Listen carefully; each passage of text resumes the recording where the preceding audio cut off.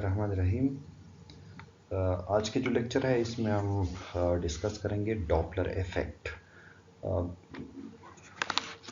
Doppler effect आप लोगों ने पहले भी सुना होगा कि व्हाट इज़ डॉपलर इफ़ेक्ट।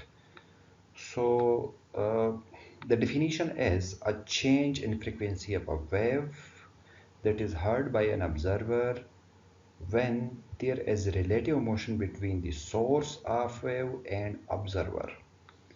देखिए ये बहुत सिंपल सी बात है कि फ़र्ज़ कर ले आपके पास एक सोर्स है, सोर्स ऑफ वेव है और एक ऑब्ज़र्वर है और इन दोनों के दरमियान एक रिलेटिव मोशन है। रिलेटिव मोशन मींस के इनिशियली अगर आपके पास एक सोर्स ऑफ वेव है, ये सोर्स ऑफ वेव है और ये एक ऑब्ज़र्वर है, ये रेस्ट पे है, तो इसकी वेलोसिटी क्या होगी, इसमें फ्रीक्वेंसी में शिफ्ट कैसे होगा। ठीक है, अब अगर ये observer move toward this source और सोर्स जो है वो रेस्ट पे है, तो फिर फ्रीक्वेंसी में किस तरह शिफ्ट होगी, फ्रीक्वेंसी में शिफ्ट आएगी। ये जो साउंड है या यहाँ पे जो साउंड हम जो भी है कोई भी वेव हो सकता है। अब एक observer move away from the source, फिर कैसे चेंज हो सकता है। तीसरा केस ये है कि ये ऑब्जर्वर रेस्ट पे है और ये जो सोर्स है ये मूव्स टुवर्ड्स दिस ऑब्जर्वर, फिर कैसे होगा। चौथा जो केस ये है कि ये एक ऑब्जर्वर है और ये सोर्स ऑफ साउंड जो है वो move away from the observer है। तो इन सारी चीज़ों को हम जितने भी ये चार चीज़ें हैं जो कंडीशन जो स्टेप्स है, डिफरेंट चीज़ें हैं जो हमने इसको डिटेल से डिस्कस करना है।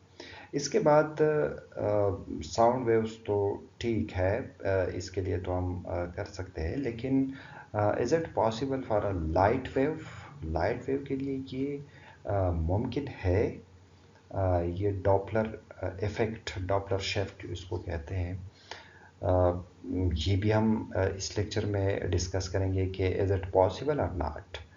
तो ये इस लेक्चर में हम तकरीबन इन चीज़ों पे हमने फोकस करना है। सबसे पहले हम डिस्कस करेंगे Doppler effect for sound waves. इसमें चार चीज़ें हम डिस्कस करेंगे। when the source is at rest and the observer is moving away and towards the source। दूसरे केस में हम डिस्कस करेंगे when the observer is is in the rest and source is moving away and towards the observer। तो ये चीज़ें जो है हम इसको देखेंगे। सबसे पहले अगर आप देख लें, ये सोर्स है, कोई भी सोर्स ऑफ लाइट है, एक हॉर्न है और ये बज रहा है। तो इस ये जो सोर्स ऑफ हॉर्न है, ये बज रहा है, तो इसका एक ख़ास, इसका जो वेव है इसके एक ख़ास वेव लेंथ होगी। और इसको अगर वेव फ्रंट में हम अगर दिखा दे तो एक वेव फ्रंट है, दूसरा है, तो इनके दरमियान जो डिस्टेंस है वो एक लेमडा, जो आप लोगों को पता है कि लेमडा से इसकी रिप्रेजेंटेशन होती है। ये ऑब्जर्वर है, ये भी रेस्ट पे है, ये सोर्स भी रेस्ट पे है।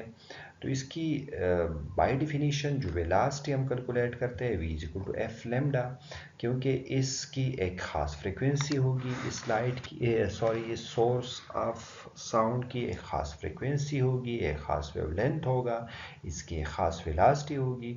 तो इन तीनों के दरमियान जो रिलेशन है वो है v equal to F lambda। f is the frequency of the sound wave, v is the velocity and lambda is the wavelength। तो ये एक सिंपल इक्वेशन हमारे पास इस तरह बन रहा है। अच्छा, अब हम देखते हैं कि when the source is moving towards a stationary observer। देखिए ये एक सोर्स ऑफ साउंड है और ये मूव कर रहा है। मतलब अगर हम ऑब्जर्वर को इधर ही शो कर लें कि यहाँ पे ऑब्जर्वर है, यहाँ पे खड़ा है एक ऑब्जर्वर, और ये जो ऑब्जर्वर है इसकी तरफ ये सोर्स जो है ये मूव कर रहा है। ठीक है, तो देखिए अगर ये मतलब साउंड भी निकल रहा है और साथ साथ ये सोर्स ऑफ साउंड भी इस साइड पे मूव कर रहा है, तो अगर एक वेव फ्रंट निकलता है तो दूसरा निकलने के लिए सोर्स भी इस तरफ मूव कर रहा है, तो इसके जो वेवलेंथ है, दो जो क्रेस्ट है या ट्रफ है जो भी है, इनके दरमियान जो डिस्टेंस है वो थोड़ा सा शॉर्टर होना चाहिए, क्योंकि ये ऑलरेडी ये मूव कर रहा है और क्रेस्ट ये जो एक वेव ये भी निकल रहा है, तो इसका मतलब है ये जो वेव लेंथ है ये शॉर्ट होना चाहिए। ठीक है, तो इस वेवलेंथ में थोड़ी सी चेंजेस आ जाएगी और इसको हम लिखते हैं कि दिस इज लैम्डा प्राइम। तो अब इस कंडीशन में इसकी जो वेलोसिटी होगी वो वेलोसिटी होगी v is equal to lambda prime F prime. अब एफ प्राइम जो है ये इसकी फ्रीक्वेंसी है जब ये साउंड जो सोर्स ऑफ साउंड है ये भी मूव कर रहा है, और इससे साफ ही जाहिर है कि अगर वेवलेंथ कम हो रहा है तो इसका मतलब है फ्रीक्वेंसी बढ़ेगी, क्योंकि ये इनवर्सली प्रोपोर्शनल है एक दूसरे की। अगर वेवलेंथ कम हो रही है तो इस कंडीशन में आपके पास फ्रीक्वेंसी इंक्रीज होगी, तो जो v है वो तो कांस्टेंट रहेगी क्योंकि सोर्स ऑफ साउंड है और वो कांस्टेंट, तो एक चीज़ इंक्रीज हो रहा है तो दूसरा डिक्रीज हो रहा है, तो इसी वजह से हम इसको लिख सकते हैं कि v is equal to F prime lambda prime F prime. अब इसको कैलकुलेट किस तरह शिफ्ट हम कैलकुलेट किस तरह करें, एक मेथड है। देखिए ये एक सोर्स ऑफ साउंड है और ये इनिशियली फ़र्ज़ कर लीजिए रेस्ट पे है, तो एक वेव फ्रंट और दूसरे वेव फ्रंट के दरमियान जो डिस्टेंस है ये वेवलेंथ है वो लैम्डा है। तो आपको ये भी पता है कि t जो है ये टाइम है, एक मतलब यहाँ से यहाँ तक जो टाइम लगता है इसको टाइम पीरियड भी कह सकते हैं। वो टाइम पीरियड आप लोगों को पता है कि वो 1/f के बराबर होता है, और अगर देखा जाए तो f की क्या वैल्यू है, f की वैल्यू अगर आप लोग बैक चले जाए, इसको मैं अगर इस तरह लिख दूँ तो थोड़ा सा पता चल जाएगा कि v इज इक्वल टू जो हमने पहले लिखा था f लेमडा f, ये एक डेफिनीशन है। तो यहाँ पे जो v है ये साउंड की v है, ये v साउंड की है, साउंड, ये v साउंड है। तो इसी वजह से अगर मैं इससे 1/f निकालने की कोशिश करूं, तो अगर इस तरह कर लूँ तो इसका मतलब ये है कि 1/f अगर मैं इधर ही मल्टीप्लाई कर लूँ और v इधर ही मल्टीप्लाई कर लूँ, तो इसका मतलब तो ये हुआ कि 1/f which is equal to lambda divided by v sound. ये जो वेलोसिटी है ये साउंड की है, तो 1/f की जगह अगर आप lambda divided by v sound लिख दे तो कोई मसला नहीं है। ठीक है, तो यहाँ से अगर लैम्डा कैलकुलेट कर ले तो lambda which is equal to v sound t, distance of a sound wave has moved in time t, मतलब ये t टाइम में यहाँ से यहाँ तक आ गया। ठीक है, ये एक डिस्टेंस ट्रेवल किया एक वेव फ्रंट ने। अच्छा देखते हैं आगे। नाउ v इज मूविंग, ये जो ये सोर्स है, सोर्स ऑफ साउंड है, ये मूव कर रहा है। अगर ये मूव कर रहा है तो इन वेव फ्रंट के दरमियान डिस्टेंस कम होना शुरू हो जाते हैं और इसको हम कहते हैं कि ये लैम्डा प्राइम है। तो ये जो v है, v जो सोर्स है, सोर्स जो है ये v वेलोसिटी के साथ ही मूव कर रहा है, कितने टाइम में, t टाइम में। ठीक है, तो यह जो डिस्टेंस है प्लस ये डिस्टेंस है, ये क्या होगा, ये लैम्डा होगा। देखिए इनिशियली हमने इस तरह कहा हुआ है कि ये जो डिस्टेंस है यहाँ से यहाँ तक, ये जो डिस्टेंस है ये लेमडा है। अब v भी मूव कर रहा है, इधर तक पहुंच जाता है। तो ये जो v है ये सोर्स की है। सोर्स की मतलब एक सोर्स की भी वेलोसिटी है, एक साउंड की भी अपनी वेलोसिटी है। ठीक है, तो ये इसमें डिफरेंशिएट करना ज़रूरी है। तो अब ये जो लेमडा है this is equal to this distance plus this distance. तो ये जो डिस्टेंस है v साउंड t के बराबर है और ये लेमडा प्राइम के बराबर है। तो इसको हम लिख सकते हैं lambda which is equal to lambda prime plus v sound v source, ये सोर्स है, इनटू टाइम। लेमडा प्राइम अगर हम कैलकुलेट कर ले इधर से तो v साउंड को इस साइड पे ले आए तो lambda minus v source t। फिर अगर आप देखा जाए तो ये जो t है, t किस चीज़ के बराबर है? t बराबर है जो हमने पिछले स्लाइड पे कैलकुलेट किया था, t which is equal to lambda divided by v sound. तो इस t की जगह अगर हम कल ये वैल्यू लगा दें तो lambda divided by v sound हो जाएगा। नेक्स्ट थोड़ा सा और देख ले तो lambda prime which is equal to lambda common ले लें, 1 minus V source V sound. Now जो हमें पता है कि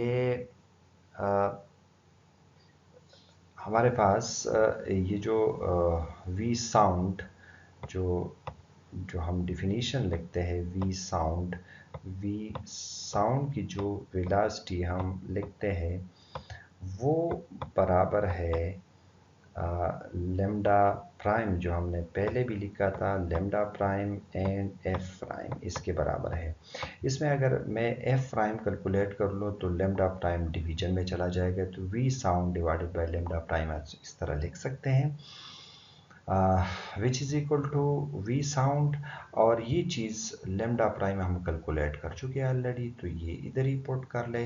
अब थोड़ी सी मैथमेटिकल स्टेप्स है, ये मैथमेटिकल स्टेप थोड़ा सा अगर आप लोग देख ले तो F prime which is equal to यहाँ से v sound divided by lambda 1 minus v source divided by v sound which is equal to f।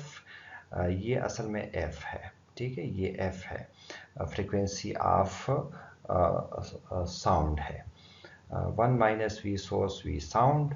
अगर इस इक्वेशन को अगर आप देख ले कि f प्राइम बराबर है, ये बहुत इंपॉर्टेंट इक्वेशन है, अगर इस इक्वेशन को अगर आप देख ले कि f prime which is equal to f divided by 1 minus v source is v source divided by v sound।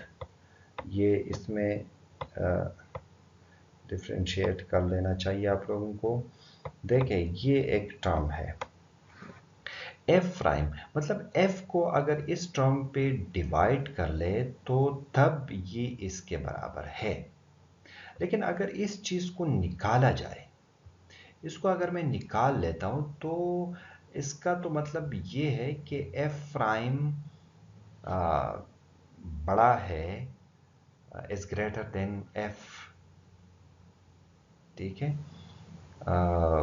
मतलब यहाँ पे अगर देख ले, इसको अगर मल्टीप्लाई कर ले तो यहाँ से भी पता चल सकता है कि f अगर इसको मल्टीप्लाई कर ले तो ये एक टर्म आ जाएगा, और f which is equal to f prime multiply by this term.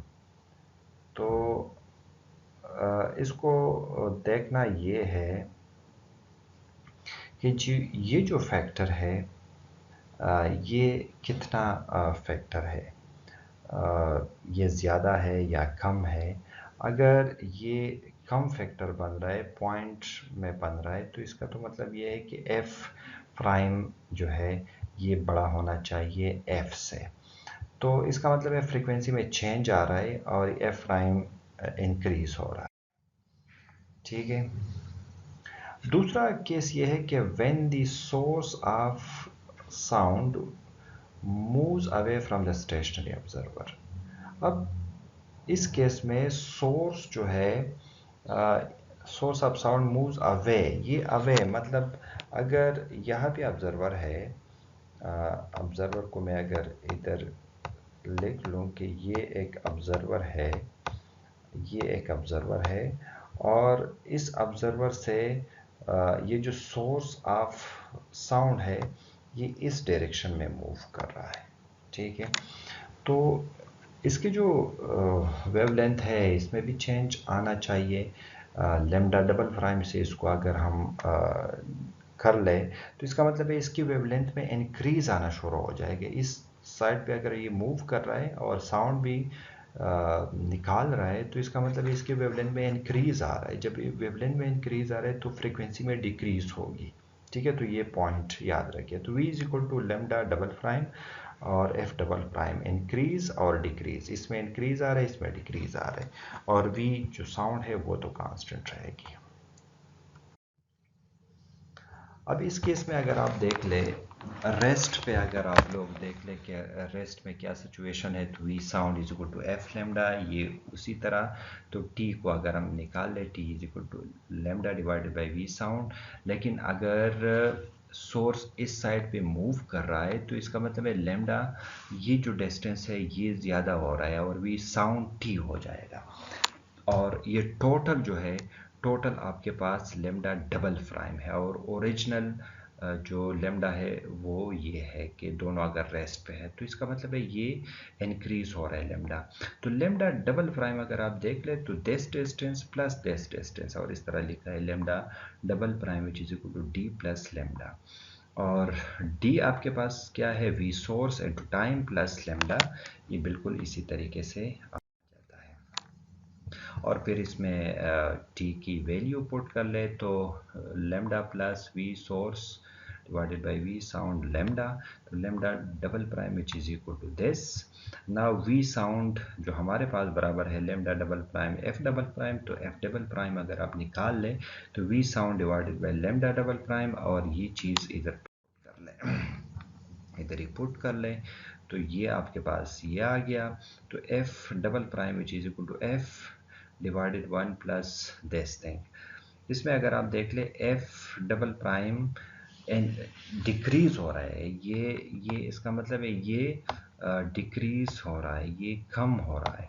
मतलब ये इसमें अगर ये फैक्टर निकाल दे तो इसका मतलब ये है, अगर इस फैक्टर पे डिवाइड कर ले, f को इस पे डिवाइड कर ले तो तब ये दोनों बराबर है। लेकिन ये फैक्टर अगर हम निकाल ले क्योंकि यहाँ पे प्लस है तो इसका तो मतलब ये है कि ये कम है। तो एफ डबल इसमें चेंज आ रहा है कम, मतलब इसकी फ्रीक्वेंसी कम हो रही है जब एक source of sound away from the observer होगी तो इसकी जो फ्रीक्वेंसी है इसमें शिफ्ट आ जाती है और वो कम हो रही है। अच्छा, उस मोमेंट ऑफ ऑब्जर्वर अगर हम इसको देख ले तो मोमेंट ऑब्जर्वर में चीज़ें थोड़ी सी चेंज हो जाती है। वो कैसे? when an observer uh, when an observer moves towards a stationary source, मतलब अब ये ऑब्जर्वर मूव कर रहा है स्टेशनरी इसकी तरफ, तो लेमडा तो इसकी कोई चेंज नहीं होगा, लेकिन इसके लिए क्या होगा, since the source is stationary the wavelength of sound wave will remain constant।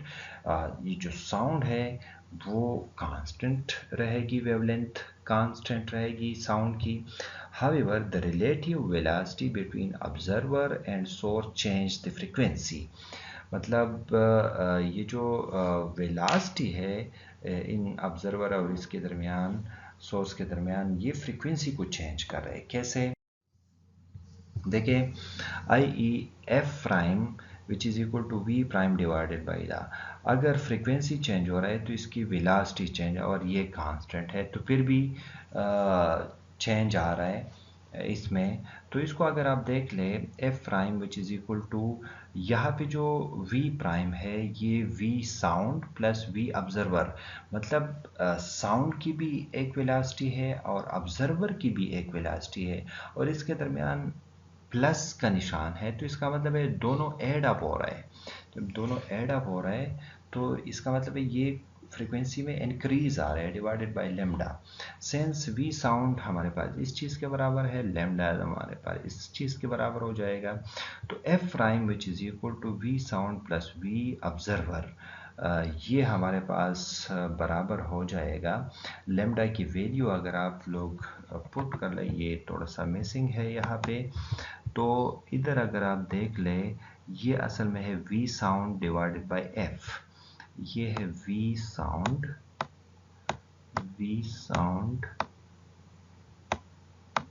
Divided by F, क्योंकि वेव लेंथ हमारे पास V sound divided by F के बराबर है, तो ये V sound divided by F के बराबर हो गया। अब थोड़ा सा और इसको देखेंगे, f prime which is equal to we sound plus v observer divided by v sound into f ऊपर चला जाएगा तो वी साउंड पे ये इस पे डिवाइड कर ले, इस पे डिवाइड कर ले, तो ये 1 आ जाएगा, v observer divided by v sound into F.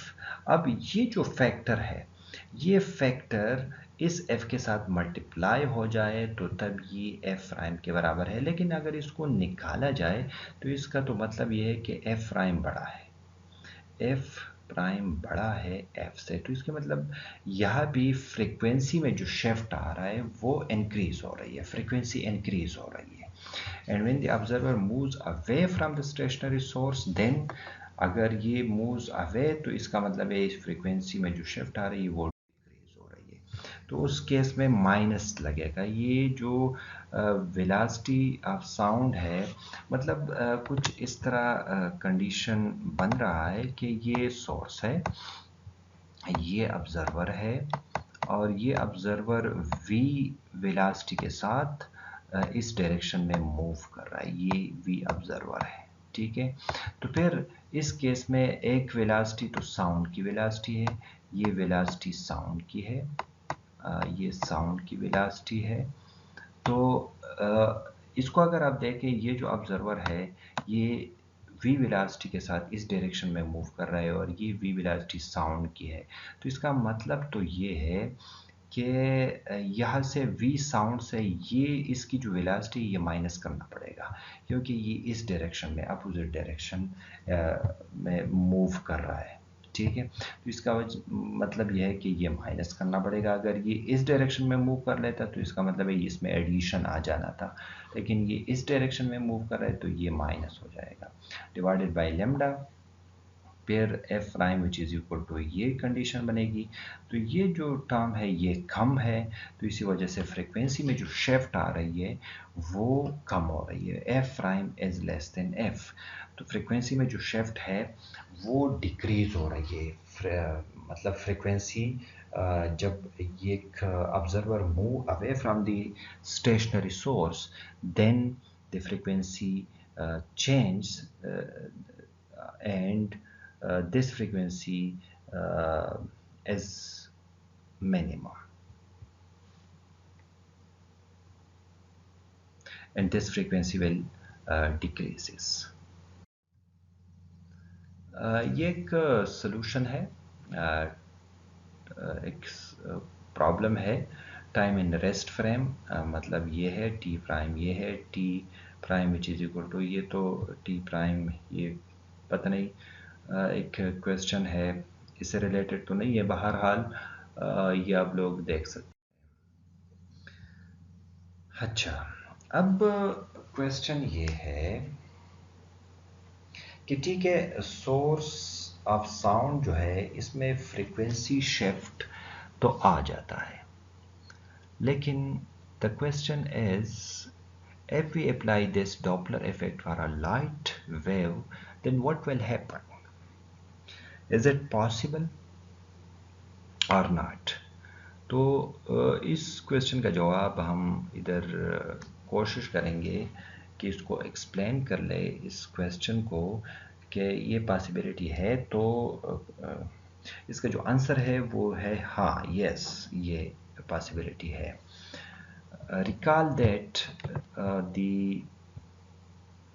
Recall that sound waves experiences a shift in frequency when there is relative motion between the source and the observer, In a similar way, light also experiences the shift and frequency when there is relative motion between source of light and the observer. बिल्कुल exactly जिस तरह source of sound में मतलब relative motion में इस तरह हो रहा है, फ्रीक्वेंसी में शिफ्ट आ रही है, तो इसी वजह से लाइट की जो फ्रीक्वेंसी है इसमें भी शिफ्ट आना चाहिए और आता है।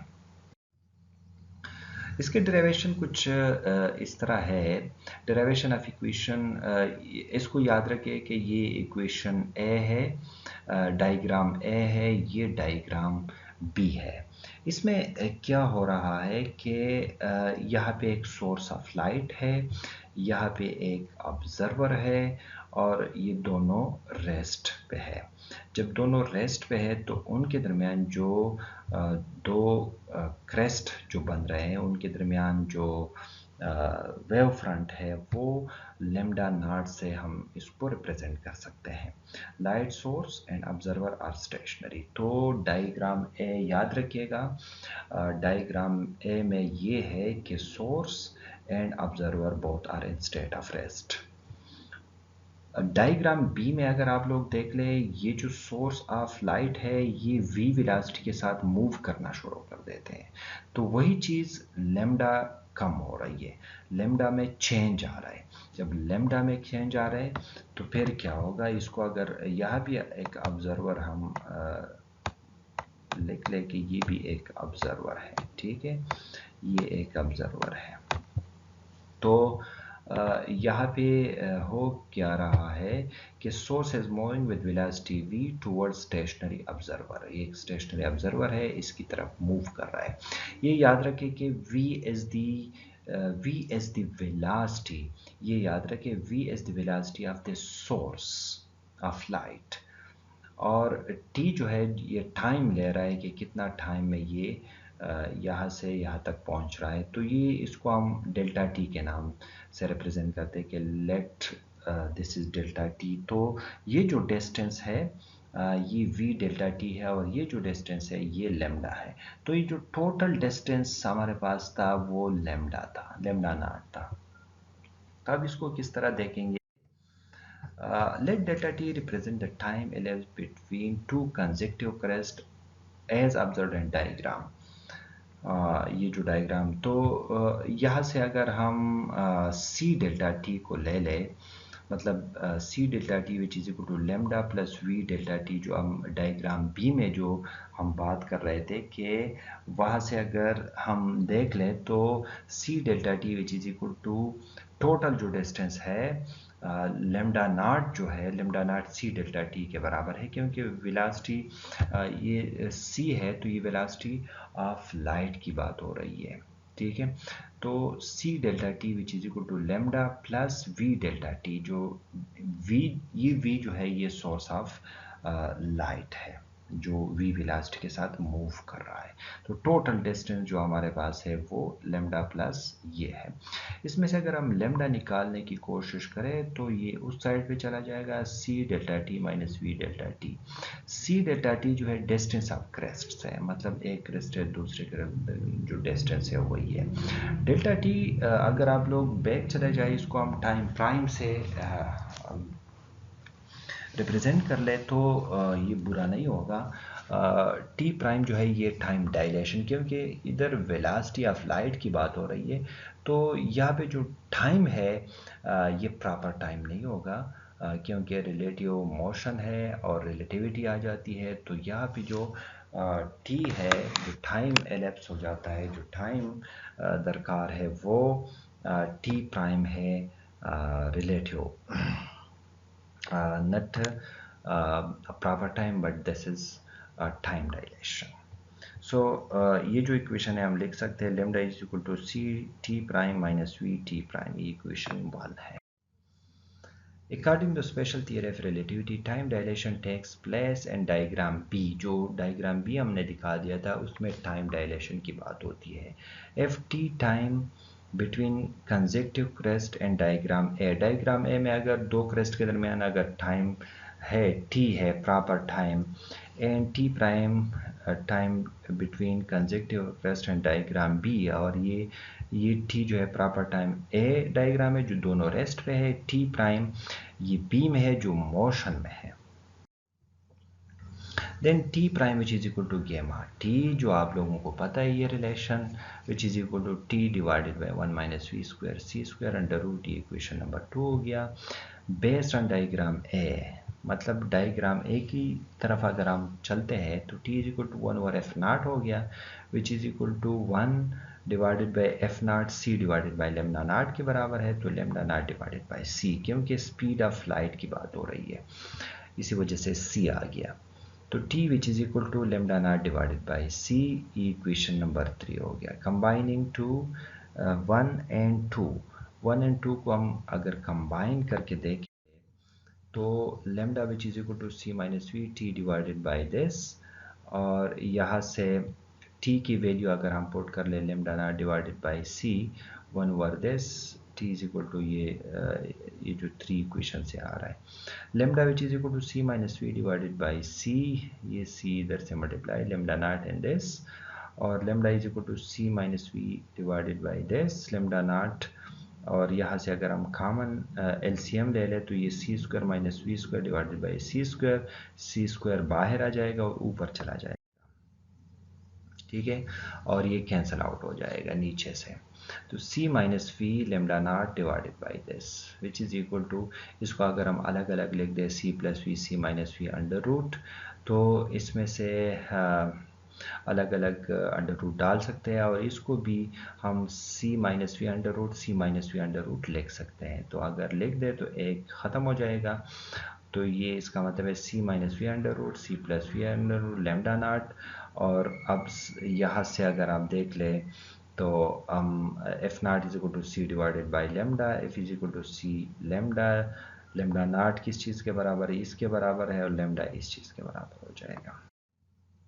तो मतलब ये है कि lambda which is equal to this and to this.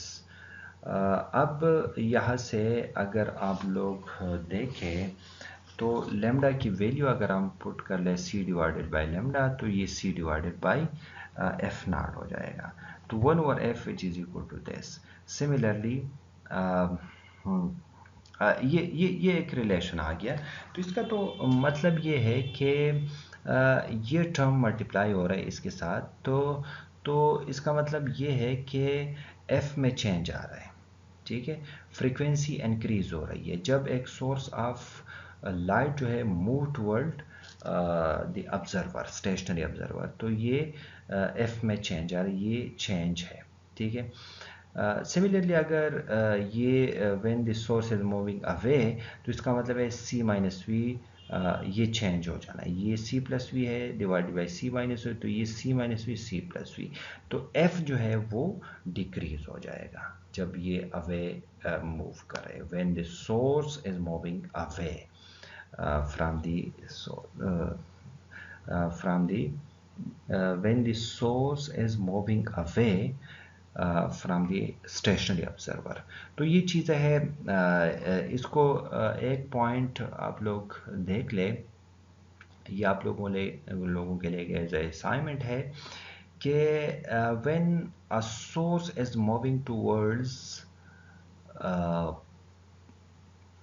a stationary source of light, or an observer is moving away from the source of light, then what will happen? ये क्वेश्चन है जो आप लोगों ने इसको डिटेल से देखना है, क्योंकि ये केस जो है इसमें तो ये हमने देखा है कि फ्रीक्वेंसी में शिफ्ट आ रही है, मतलब फ्रीक्वेंसी जब एक source of light towards the observer move कर रहा है तो इसका मतलब है फ्रीक्वेंसी इंक्रीज हो रही है, जब सोर्स ऑफ लाइट अवे जा रहे हैं तो फ्रीक्वेंसी जो है वो डिक्रीज हो रही है। तो ये तो इसमें एक पॉइंट आ गया कि ये इस तरह है, लेकिन अगर दूसरी तरफ देख ले कि observer is moving away and towards the source of light, तो देन व्हाट विल हैपन, ये आप लोगों ने चेक करना है, आप लोगों ने देखना है कि क्या होगा, किस तरह कैलकुलेशन इसकी हो सकती है।